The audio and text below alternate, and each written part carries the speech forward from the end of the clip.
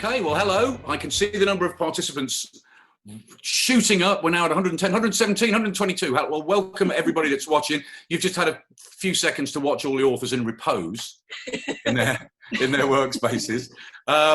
Welcome to the second day of the Locked Up Festival and to TV Heaven and Hell. Few things to say just to get out of the way before I introduce the fabulous authors on the panel today. It's like any other festival in that you can chat to each other. There is a chat function. So chat, say what you're thinking. There is also a Q&A function. So please put your questions in the Q&A bit and we will get to them. Give plenty of time for those questions at the end if you've got questions for any of the authors or you want to make any kind of comment. And thank you for buying tickets to the Locked Up Festival, because you've so far managed to raise £14,000 for the Trussell Trust, who support food banks in this country, 3/4 of food banks in this country. So you're doing a fantastic thing. And we hope you have a fantastic time. The other thing to say is that after this event, you can go on to Waterstones, and if you use the code Locked Up, you can buy books by any of these fabulous authors, who are, of course, doing all this for free and gratis. So let me introduce the fabulous authors who are with me on the panel today. From Dublin, I'm going to say my top left-hand corner, but I don't know where she is, where you're watching it. But from Dublin, we have the best-selling author of the D.I. Tom Reynolds series, Jo Spain. Jo also writes standalone novels. Her latest is Dirty Little Secrets. Now, we're very, very, very all over the world today, because in Los Angeles, as he says, from high above the City of Angels, we have the fantastic Robert Crais, ladies and gentlemen, the creator of Elvis Cole, and Joe Pike, whose latest novel is A Dangerous Man. And finally, we have the brilliant Megan Abbott, the award-winning author of The Fever, Dare Me, and her latest novel, which is Give Me Your Hand. All these authors are also screenwriters, have had tons of experience in writing original stuff for the screen, having their own stuff adapted for the screen, some of which can be heavenly, some of which can be hellish. We will get to all that later on. But I just wanted to start by asking everybody, what were the TV shows that you loved as kids? What were especially crimey stuff, any sort of crime dramas? Jo, what did you watch growing up in Dublin? Well, we had Sunday night with ITV in Dublin. We had all of these really soft UTV kind of Poirots and Miss Marples and all of this. But I don't know, around the time I was like 9 or 10, my parents introduced me to Brookside. And this is something Luca, Veste, who's one of the organisers of the thing, we talked about this. And Brookside is not technically crime, it's technically a soap opera. You probably need to explain Brookside for Megan and Robert, I think. You think soap opera, you think kind of fluffy and drama and maybe an affair and, maybe an illegitimate love child. Not in Brookside. In Brookside, it was bodies under the patio, siblings killing siblings, incest. It was genius. Absolutely genius. Genius. When people say to me, what were your favourite crime shows growing up? I'm like, well, there's lots of crime. There was The Bill. There was a lot of stuff I was watching from America, but mainly Brookside. Oh my God. It accidentally introduced me to a world of very strange crime. My wife is a director and she directed Brookside. No she directed it not long after we got together, and I went to visit her, and there was such a cheaply made program that she was put up on Brookside. I mean, it's a real place. She was staying in one of the houses. Cul-de-sac. Yeah, and I went to visit her, and the sofa was on bricks, and the shower curtain had bloodstains on it. Anyway, of course it had bloodstains. Robert, what did you watch growing up in LA? Oh, well, when I was a little kid, my favorite was Star Trek. Okay. That was simply the television series that transported me out of my life and into other places. And I think it was watching that show that turned me on to the magic of what TV could mean to people, and certainly what it meant to me. And I grew up actually in a small, mid-sized southern town. Oh, okay. And at that time, we didn't even carry, the local town only had two of the 3 networks here in the States, and Star Trek was on the other network. So we literally had to climb up on our roof with an old antenna and fine tune the New Orleans station, which was 90 miles away, in order to pick up Star Trek. And then you'd see it, and it was all snowy, and it was like you were watching from another planet. But I did that religiously every week, and I can remember, and I must have been, I don't know, 8 or 9, something like that, 10, growing up thereafter, thinking I want to do that. And then I did. Okay. What, no, you didn't think I want to act? I want to be in Star Trek? You thought I want to be part of creating something? I've always wanted to tell stories, and Star Trek inspired that. No, I never wanted to be an actor. The notion of filmmaking came later, but I wanted to make up my own stories. If I could see Kirk and Spock in The City on the Edge of Forever, what I was thinking of, that's fabulous. I love that. But then I'm making up my own Kirk and Spock. It's like the precursor to fan fiction. Right. You know, it inspires you, it fires your imagination. And if you have a bent towards storytelling, then those seeds are planted, and eventually, you know, with any good fortune, they sprout. And have you stayed with Star Trek, all the different iterations of it over the years? Oh, on and off. You know, they come and they go. I certainly like Sir Pat as Jean-Luc Picard. I was a big TNG fan, which then it becomes generational. When my daughter was young, we would watch that every week together. Okay. So it became a family thing. Have you shown her any of the original ones, though? Oh, sure. She's seen them all. And does she go, these special effects are rubbish? Well, yeah, these days where you cannot tell, like, for example, special effects are so great, I'm not really here. But, you know, hey, 1970, 68, it was a different story. Okay. What about you? What about you, Megan? What were your favorite shows? Oh, I really loved it. It's on my mind because there's a reboot of it now, as there is with everything. But I loved Unsolved Mysteries. That was my favorite show as a kid. I don't know if you had that in the UK, but this was Robert Stack was the host, and it was true crime. With reenactments, and it was the era, this was the 80s, so it was the era of stranger danger, and so it was always children being kidnapped from their bedrooms at night, and like just the perfect thing for a kid. And you know, the husband and the wife go for a walk on a cliff, and the husband comes back and the wife is not with them. There were a lot of those kinds of stories, sort of the Dateline, early, you know, like Dateline before Dateline. And it was also the golden era of the TV movie in the US. Bob, I'm sure you know, like there were so many great ripped from the headlines movies, and I loved them all. Fatal Vision was one of my favorites based on the book, and they were really pot boilers, but I love them. I love being scared. I was going to say, I mean, you know, stuff about kids being kidnapped, perfect for me. So you like kind of scary stuff. I suppose so. I grew up in a really sort of boring suburbs, and was, you know, seeking excitement, and somehow it came through television. It also was so hard to tell anyone now under the age of 35, but there were only 4 channels when I was a kid too, so you know that sort of focused you. But yeah, I always liked, I suppose it's an extension of the way we like fairy tales when we're young, and later we realize they're so dark and people are getting limbs chopped off and all of that kind of stuff. Yeah, I'm going to throw into the mix. Actually, before I do, I forgot to say at the beginning, I'm not Steph McGovern. I didn't mention that at the beginning. Due to circumstances beyond our control, Steph couldn't make it today, so I've just parachuted in case anybody's going, where the hell's Steph McGovern? I'm going to throw in the Sweeney, which I can already see some people are mentioning in the chat. Again, I'm not sure that's a show that ever made it to the States, the Sweeney. A cop show, straight down the line, police procedural cop show, but with very kind of, how would you describe it, Joe? They were kind of, they didn't piss about, did they, on the Sweeney? They got the job done. Yeah, they were hardcore cops. And the best cop show ever made, please feel free to argue with me, but you're wrong, Columbo. Yeah. Well, Columbo was fabulous, wasn't it? It was amazing. That was, in fact, Megan alluded to this. There was an era here in the States of like the ABC movie of the week and the wheels and the mystery wheel. The mystery wheels. They Yeah. were all. It was like Columbo, McCloud, and they would just rotate every. And what was fabulous about those that I didn't appreciate at the time, but then later when I was doing television, I desperately envied.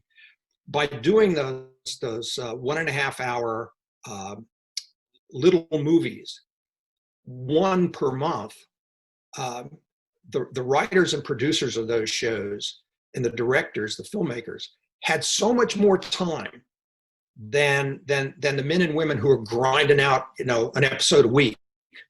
And you could see it. It was reflected in the quality of the work. And then you throw in actors like Peter Falk and the others.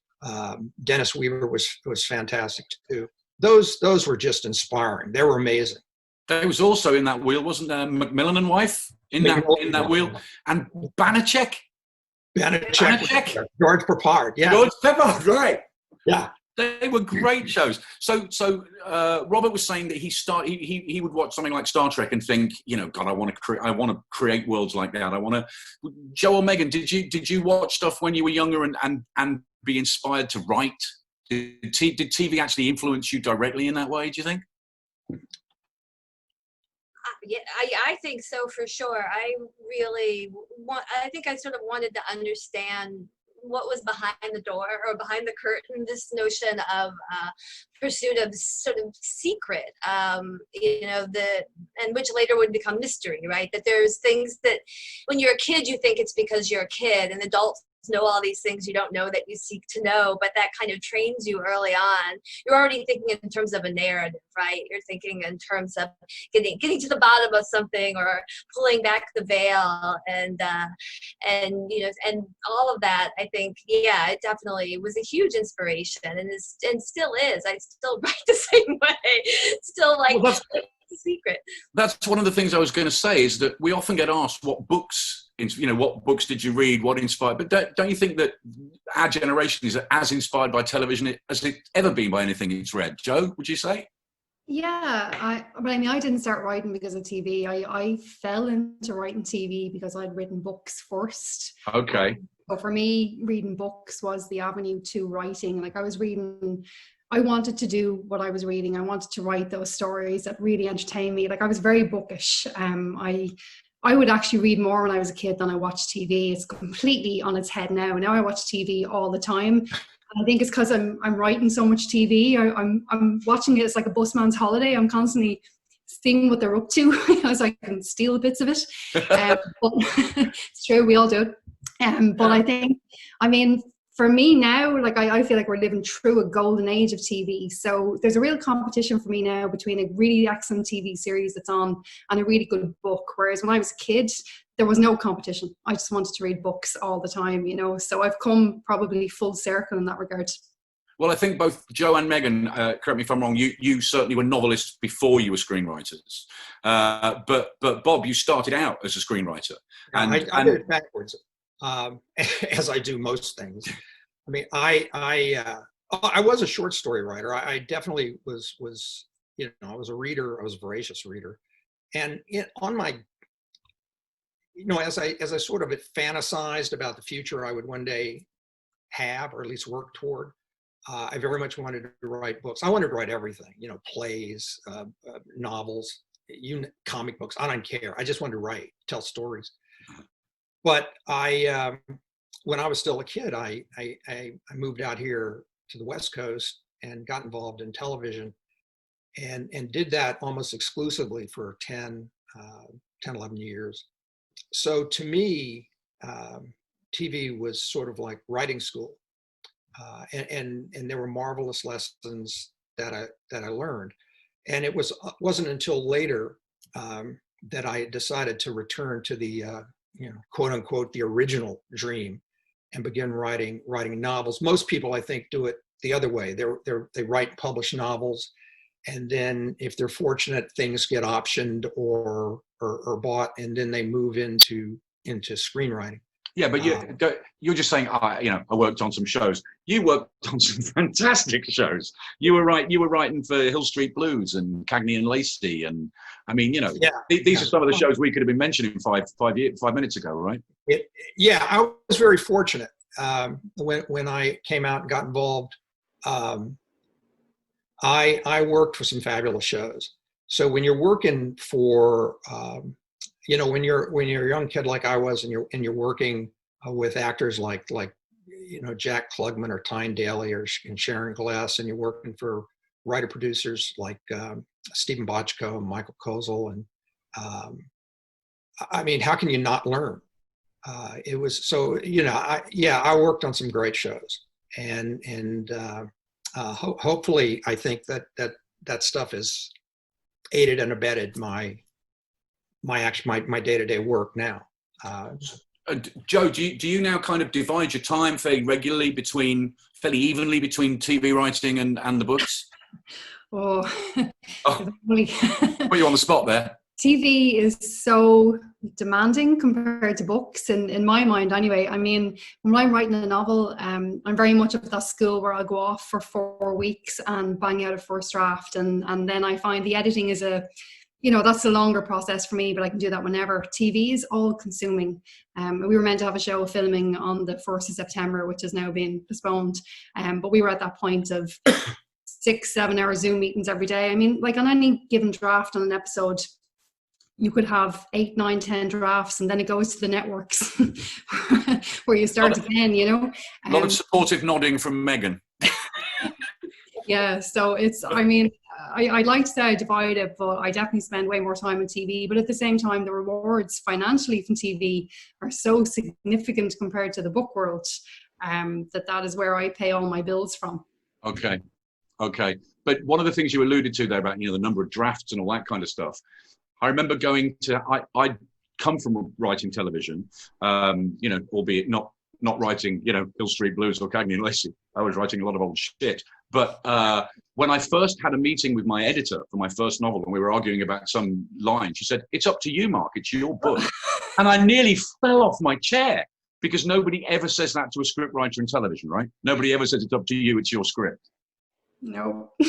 One of the things that I've always told people and try to remind, when you see the writing credit on a film or TV show, written by so-and-so or X names, you don't know who wrote it, because there's so many people that have say and input, and good, bad, or indifferent. When you pick up my novel or their novels, or Mark's novel, we wrote that. All the words in there, every word, we wrote it. So like it, love it, hate it, whatever you feel about it, blame me. And one of the really frustrating things that can be is that TV. Joe is right when she said this. To do television, episodic television in particular, is a grueling, all-consuming job. I did it for years, man, and there's no time for anything else.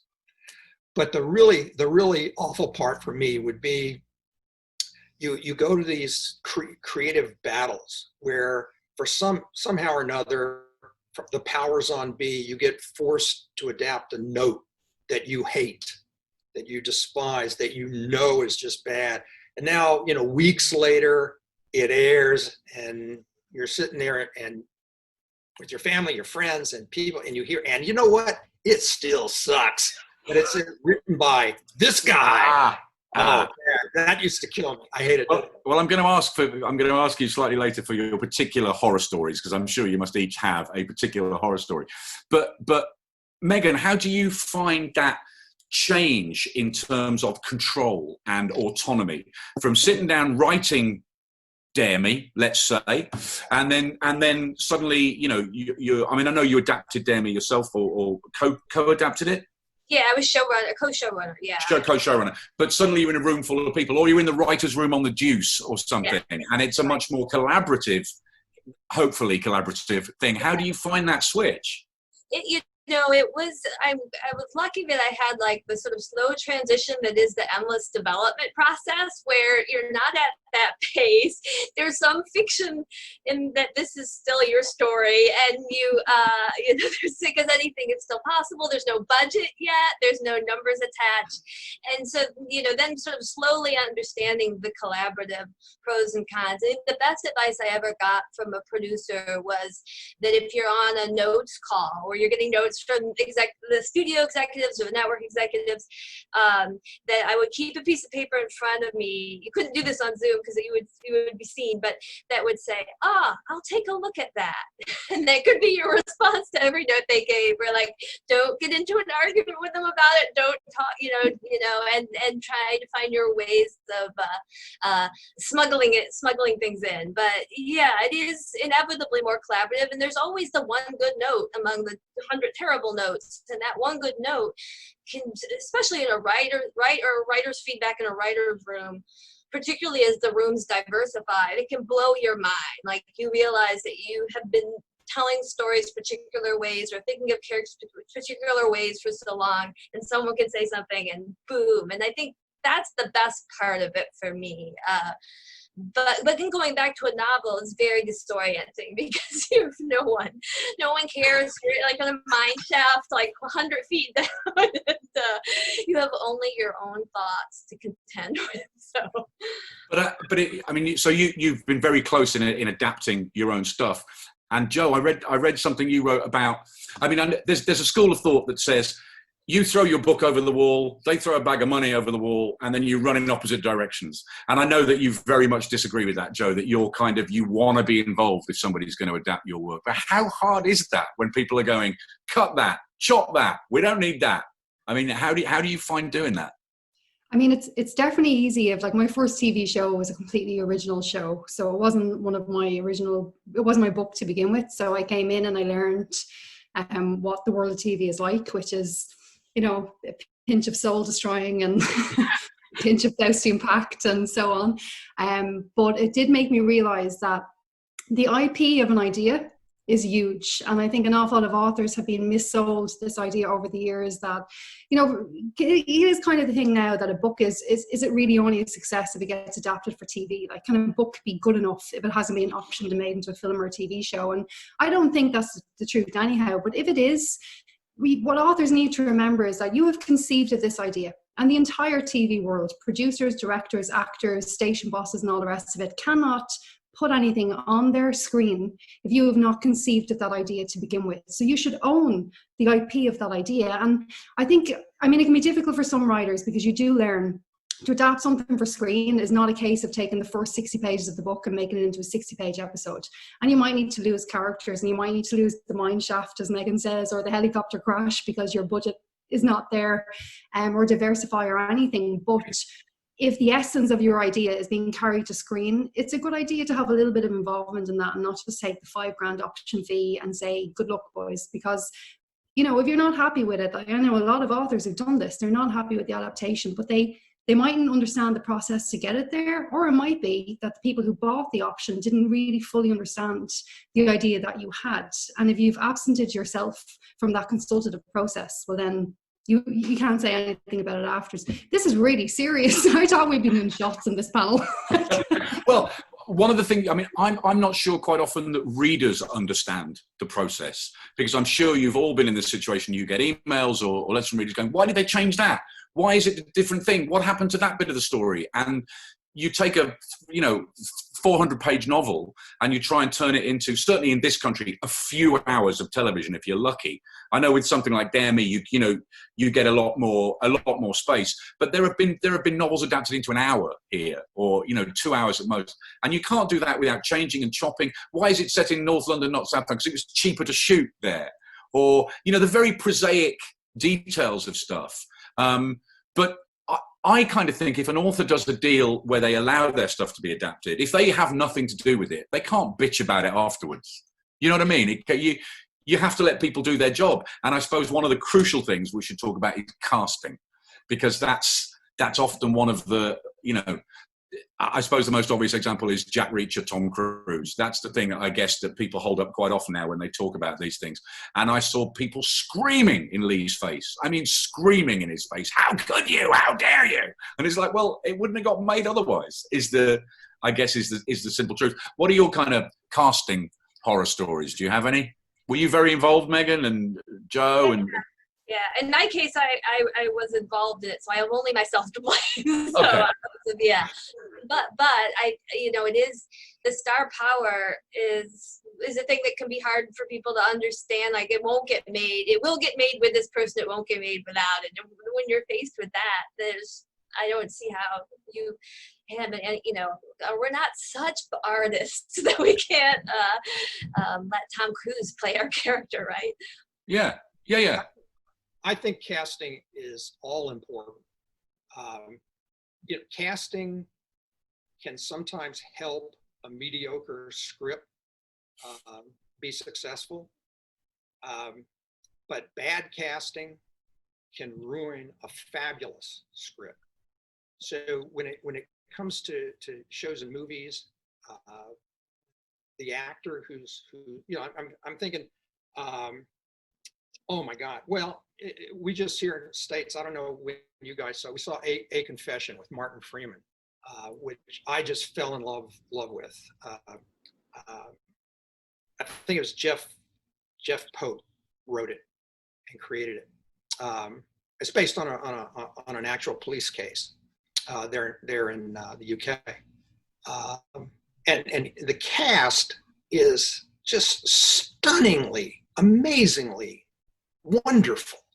I mean, I love Martin Freeman in whatever he does, but the cast just made that piece so real and so fabulous that it sold it. And I think that whatever we're talking about, film, TV show, whatever, one of the key choices that the producers and studios have to make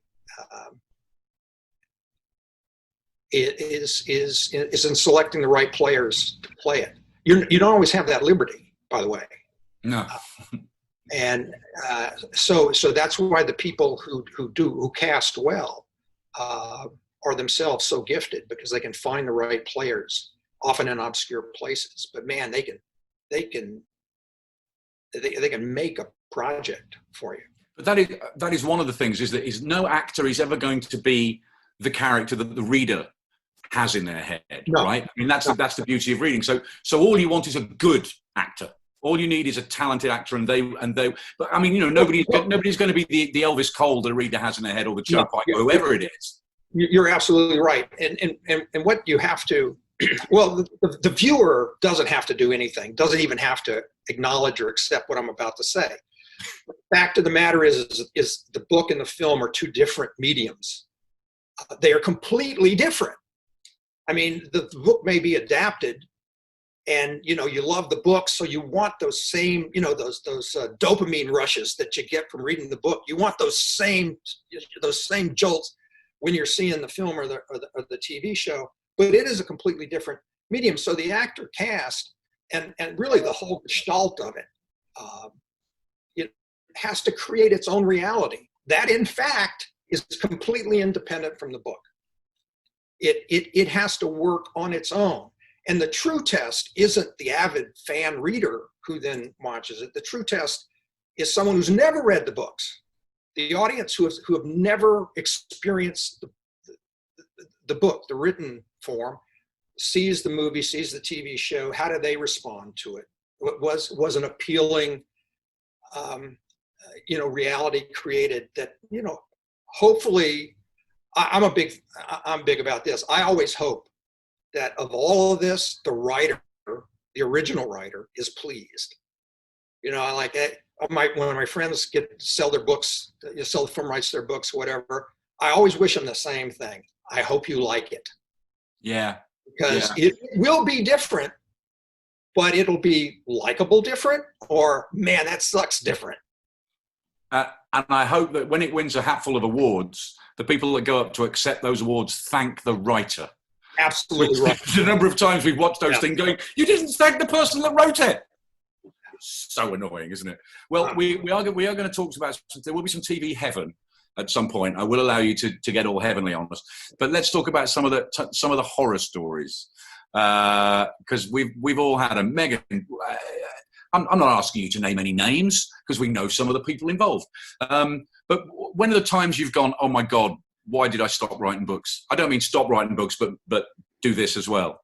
Well, yeah, really the churn of production is, I mean, I wasn't even doing what Bob was doing in his day when they would have 22 or more episodes a season, 10, but when you're writing and you're in production, how fast you have to turn scripts around and how much you lose a location, or there's some problem with an actor, or the studio or the network has decided they won't pay for another stadium scene, or like all these things that you make so many compromises, and it can be, and you're exhausted, you're working 16, 18-hour days to actually try to hold on to what matters in all that, and the kernel and the essence of the story. Really, that can be wearing, and you have to find those moments on set where you can find that little flicker of the flame that was the original story again, and like try to nurse it for yourself back to life. But you'll never get through. I mean, both what Joe and Bob were saying about the intensity of the schedule and holding on to, so it doesn't become hard darkness territory, which I think it definitely could, especially if you were living on the location of the show as your wife. Yeah. What about you, Joe? What are some of the moments when you thought, oh God, I could just be at home writing a book now? Oh, who's going to sue me? Just look around to see if anybody was listening. They're Come on, all spill. listening. Spill. Okay, I will talk about a production I'm on at the moment that isn't filming, and I'm almost positive this guy doesn't read crime, so I don't think he's on this festival. I hope. Okay. So I did this really good script. We were all very happy on it, and he decided this character, this integral character, this lead character. So the show is European, but not Irish or English. It's set somewhere else in Europe. And he said, there's two main characters, and he said, we think we should make this lead male character English. So I said, okay. That's a substantial rewrite, when somebody becomes a different nationality in a script.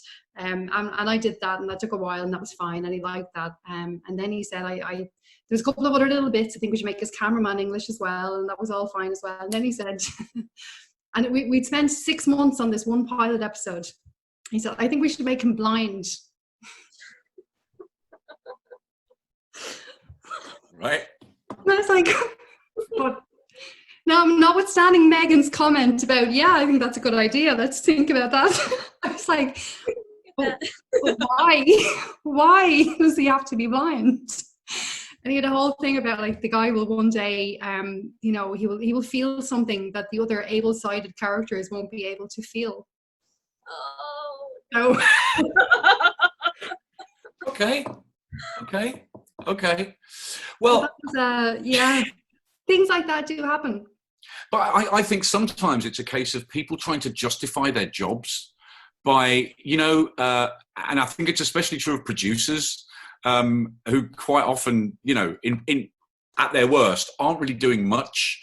And so occasionally have to do something like that, come in one morning going, why isn't he blind? Or whatever it might be. The other thing is sometimes with the people who have adapted your stuff, that can be an issue. I don't know whether you've been in that position, but the only argument I ever had with screenwriters who were adapting my first book, I got on mostly great with them, but there was one line that I just bugged the shit out of me. You know what you were saying, Robert? You were saying that'll be the line that haunts you when you watch it. And I'm like, that's a terrible line. Can we tweak it? And they said, well, okay, well, what do you suggest? And I suggested the line. And they were writing about this character, Tom Thorne, who I've been writing about by this time for 15 years.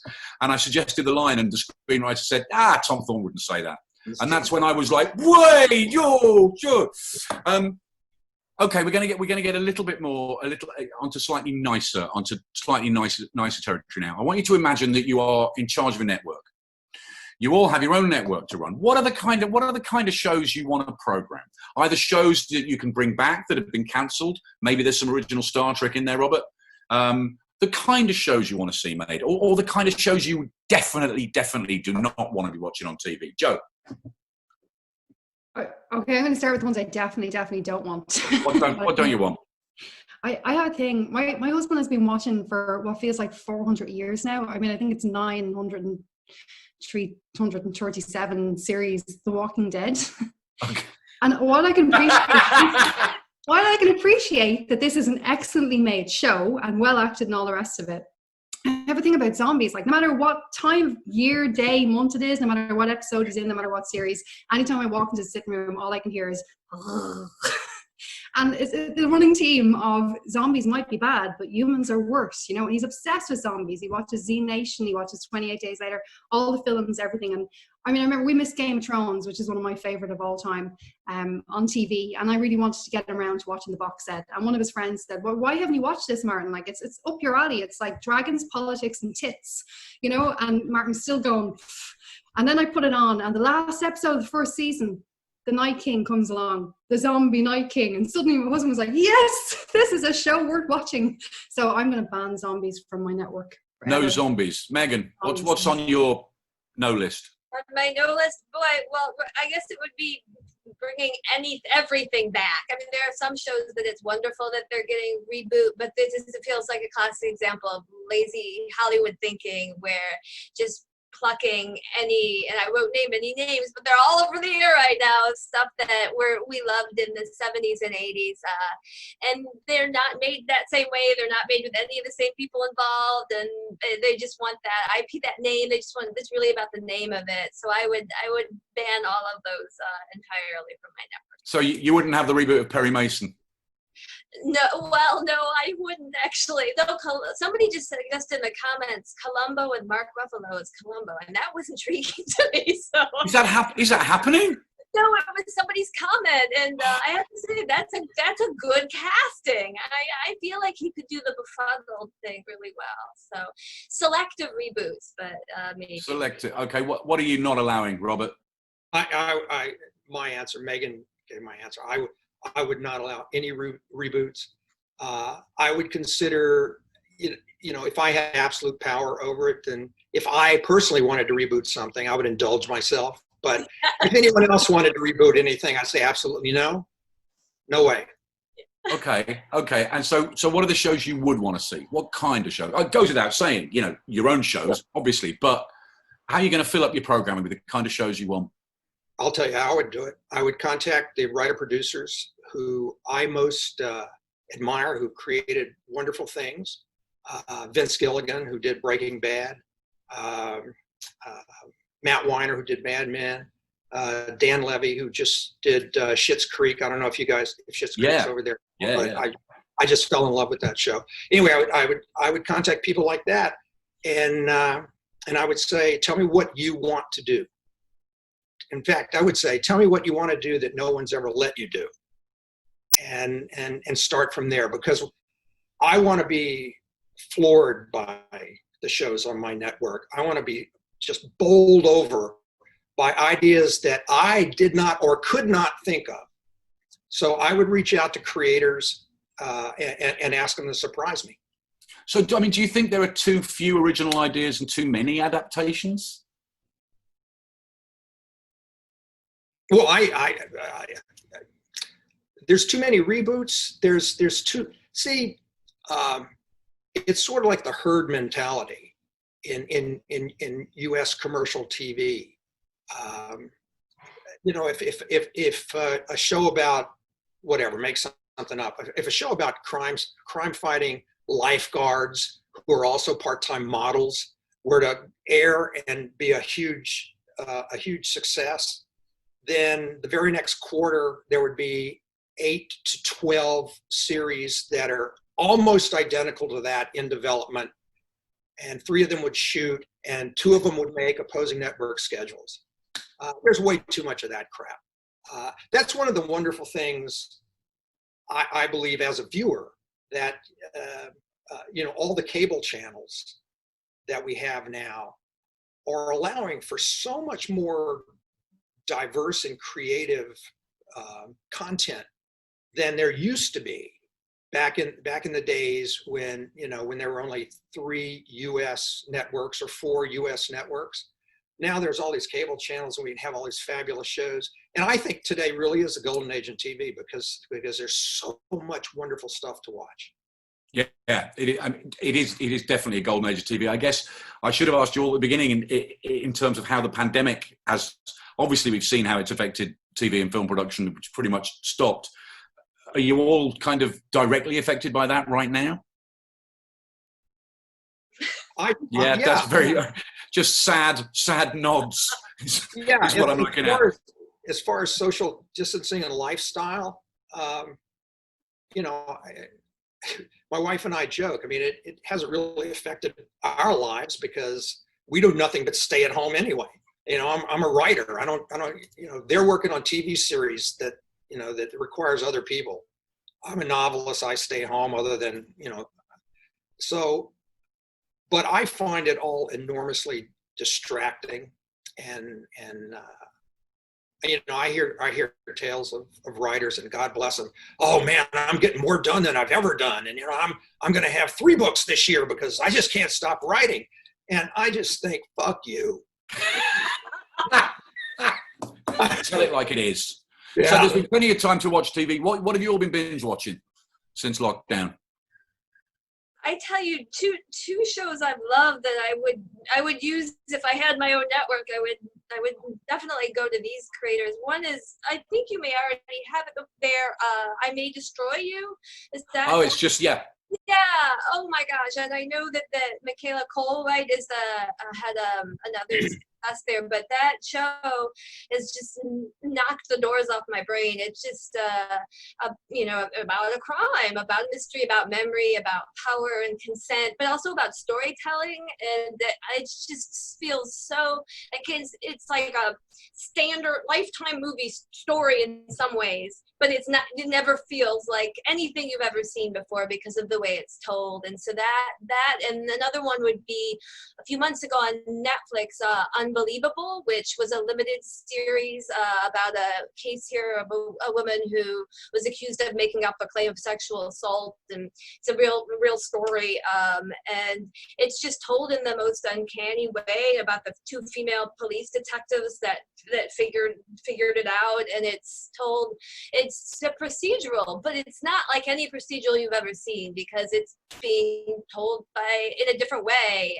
It's focusing on victims and people caught up in a system that doesn't acknowledge them and all these wonderful things. So those 2 were my big highlights pandemic-wise so far. Pandemic-wise, what's been your pandemic viewing, Joe? Busy jotting down Robert's details so I can get a job on his totally unlimited budget network. I mean, we watch a lot of TV anyway. We have 4 children, and we've not gone out in 13 years, so I'm watching TV nonstop.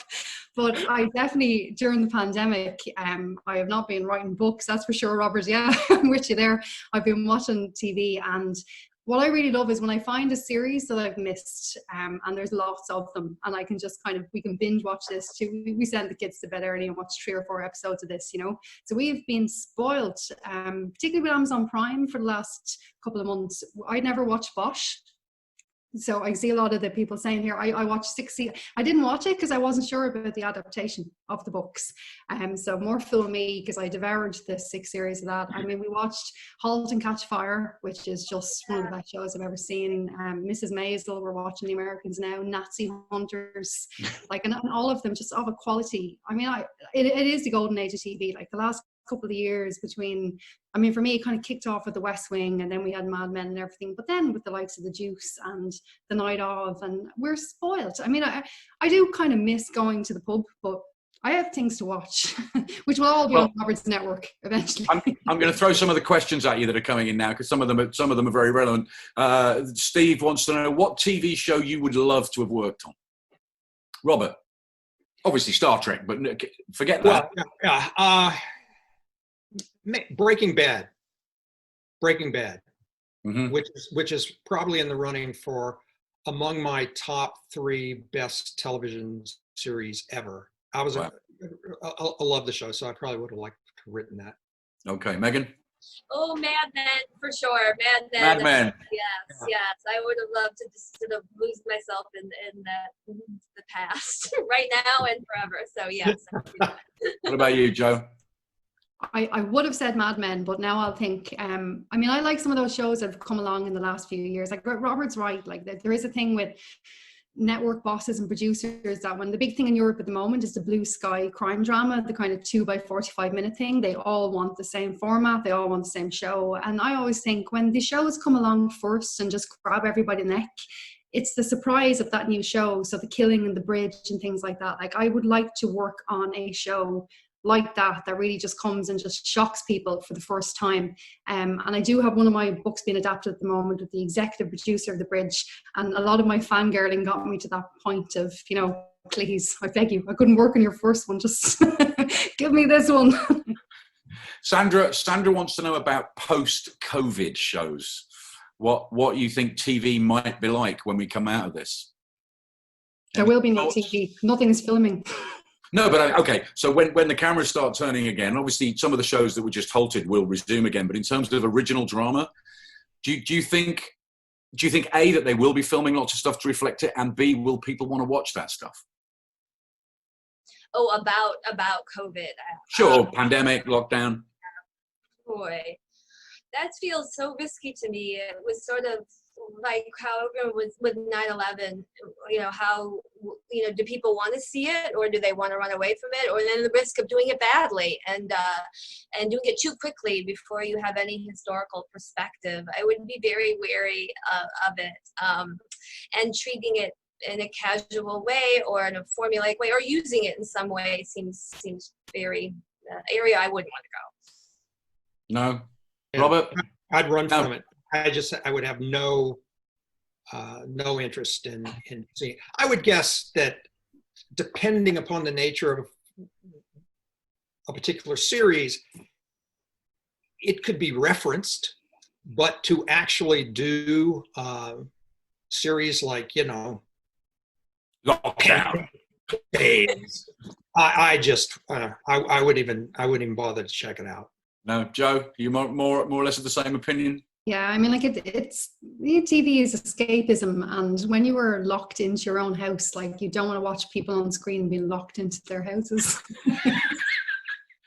Oh God! Watch them in Capri and Sorrento, and that's why that crazy film 365 Days on Netflix is doing so well. It's not just the very, very weird, un-PC nature of it. It's the fact that he's like on islands off Italy, and everybody's saying, "Oh, I'd love to holiday there," and totally skimming over the fact he's kidnapped this woman against her will. And Yeah. Got some specific questions for you individually. So, Joe, will there be more Taken Down? Your show Taken Down? There's going to be any more of that? Marianne says, I hope so. no, There you go, Marianne. it's a standalone show. Yeah. It takes a lot to do them these days. Everybody wants them, and it's very hard to get them. Most networks want a franchise, but that was a show that stood and rested on that story. So. But isn't that one of the truisms of modern commercial TV, is that shows have got to have legs? They tend to be looking for things that you go, and what happens in series 3 and 5? Yeah, but I mean, what are they going to do for Chernobyl 2?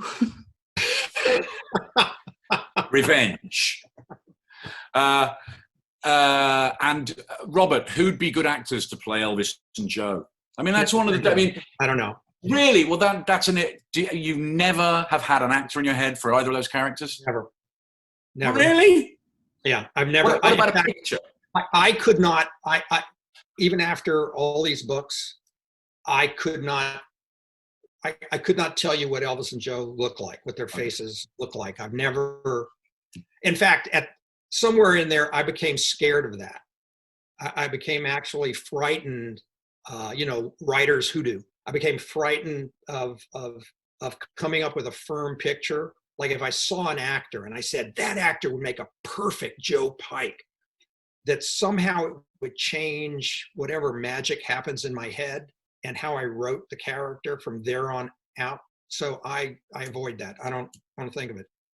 Okay. Do you ever picture actors, Megan? No, I don't have that. Yeah, I just don't. Nothing comes into my. I mean, I rarely describe their physical selves at all. I feel the same way, Bob. That it feels like it. In the case of where the writing comes from for me, it's not as tangible as that. And I'd be afraid if you make it tangible, then it would become routinized and yeah, I would be, yeah, the brain doesn't work that way. Though I know a lot of people who could see them on the street, their characters, so they think about them so busy. So what about you, Joe? realized. You got actors in your head? I mean, I don't. I'd be like the guys, and I didn't. When I started adapting something that we're in at the moment, somebody had mentioned to me an actor for the main character in the book, and it stuck with me. And then I started getting really paranoid, like we won't be able to get that actor, and now he's all I can think about, and he's all I can think. It's a series, so he's all I can think about when I write the series. It looks like we are getting him, but I think that's a very unusual story. But there's going to be so many readers disappointed because I've had people say to me before. I mean, I describe like my detective in my series books. I describe him as being kind of early 40s at the start. He's kind of dark haired. He's attractive but not pretty. You know, this kind of. I have a clear image. And somebody said to me once, "Oh, you know, I can't. Every time I read your books, I keep thinking of Brendan Gleeson." Red-haired Brendan Gleeson. Beardy. Ugh. Okay. Yeah, you know, he was just a really, really good adaptation of a Stephen King novel in the States. And you're like, well, where does that come from? So you'll never fulfill what people see in their own heads. And it is a dangerous road to go down, I think, in your own. Okay. Kevin Ferguson is referencing the quite well-known fact that Ian Rankin has never seen, or says he's never seen, a single episode of Rebus, of which there have been, many, never seen one. Would you ever not watch one of your own shows? That's how badly made it was. I'm saying you do watch them, right? You can own up. I have to say, it's pretty hard. I don't know. I haven't done, I haven't had one adapted that I wasn't involved in, but even that's hard. But I would find it hard, just confusing to my writer brain. Okay, this is a very good question from Sandra McDonald, who says, do any of you write with TV in mind when you start a book, or is it a completely separate process? Are you thinking of any kind of future TV adaptation, even subconsciously? I don't. No, never have. No. I'm writing a book. Yeah. But I mean, as children of television, you write filmically. It's almost impossible not to write filmically, don't you think? Well, but that's not the same. That's not the same. I of course, I'm very visual. I was probably very visual before I came to Hollywood and wrote for. It's just the way my brain works. So when I'm writing my books, I think they're very, the prose ends up building very visual pictures, but that's not the same as I am now going to write this project hoping that I get, a film sale out of it. Like I'm writing it for that end market. I don't do that. My style is my style, and I'm just trying to create the novel. Okay. This is Craig Sisterson, who I'm sure you know. Craig says, the question for all of you, what's a particular favorite episode or moment on a TV show you've been involved with as a writer? Something that just really clicked for you, that you loved or look back on fondly, a moment when you kind of went, yeah, I'm really glad I'm doing this. Anybody? When we were writing it or when we were watching TV? No, something you've been involved with as a writer.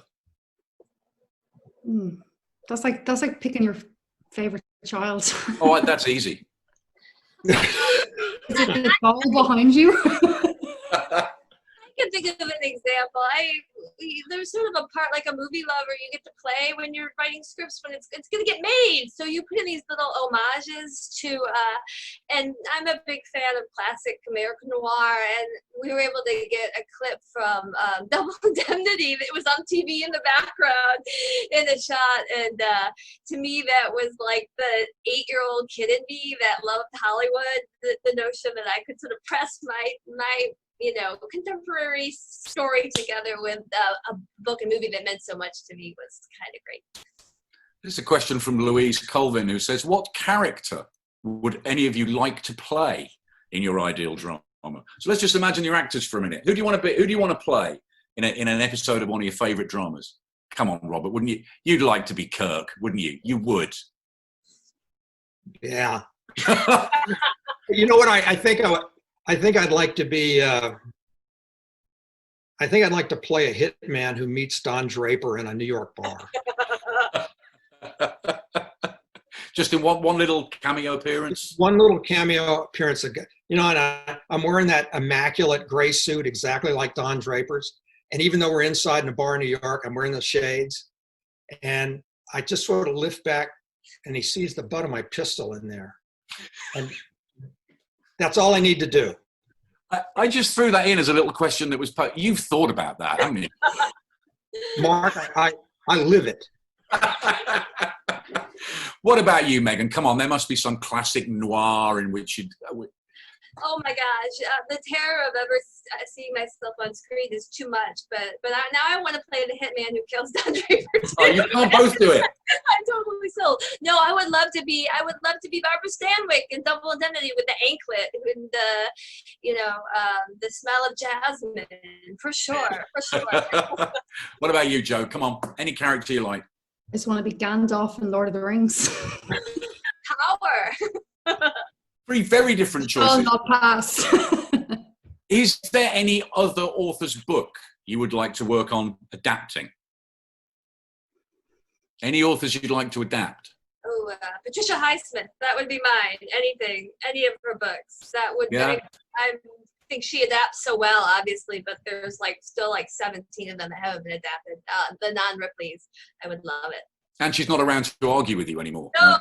no, exactly. So safe now, safe only in death. What about you, Robert? Anybody you'd like to adapt? Any books you'd like to adapt? No, I don't think so.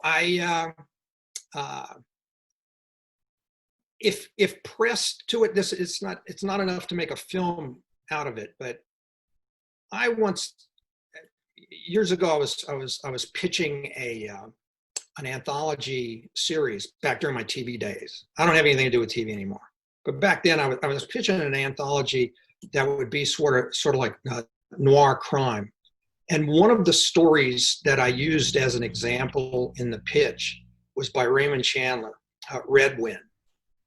And we didn't get a go-ahead. I didn't get a chance to write it, but I've always been enamored of that piece. And I think I could do a really nice 45-minute screenplay for that short story.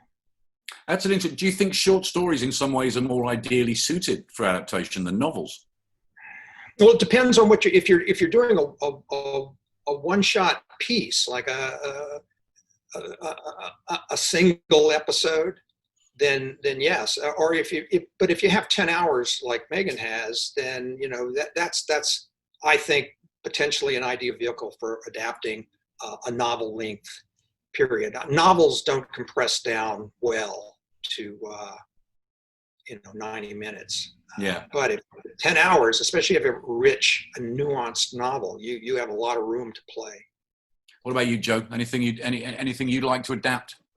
I tell you, it's not easy being an author adapting another author's novels. I'm doing 2 at the moment, and I kind of have to keep having conversations with myself to remind myself that I'm a screenwriter, because I'm definitely more delicate and sensitive towards their books than most ruthless, cutthroat screenwriters would be, But I mean, I think like Sarah Phelps is living my life with the Agatha Christie adaptations on BBC every Christmas at the moment. If I could kill her and steal that job, that would be a possibility. But she gets so much stick. I did a thing with her recently, and she just talked about the stick, especially for the last one. The one where how dare you say Hercule Poirot was an immigrant? Yeah. He was an immigrant. It's in the books, Well, listen, we only have about a minute left. So very, very quickly, this is the last question. Well, quick, Joe, vampires or zombies? Oh, vampires. Vampires. And who should play Jack Reacher in the Reacher reboot on Amazon? These are questions from viewers. Robert, do you fancy a crack at it yourself? There, it's cast. You looked exactly like Reacher there for a minute. You scared the hell out of me. We only have a minute left, so I just wanted to say thank you to all the people that have watched this, and please, wherever you are, in your kitchens, in your bedrooms, whatever, if you could all just to yourselves thank the 3 fabulous authors who've been part of this panel today: Joe Spain, Megan Abbott, and Robert Crais. Thank you so much for doing this, everybody. I need to also tell you what's coming up at 8 o'clock. you can see Don Winslow, Anthony Horowitz in conversation with Phil Williams. And then at 9:30, you can see My Ugly Mug again with Denise Miner, Sharida Pena, Imran Mahmood, and the man himself, Richard Osman, in Richard Osman's House of Crime. Keep tuning into the rest of the festival for the rest of the weekend. Get anybody you know who hasn't bought a ticket to buy a ticket, because every 20 quid that's spent on a ticket is 20 quid that goes to the Trussell Trust. We don't need to tell you what an amazingly good cause that is. Thank you very much for watching.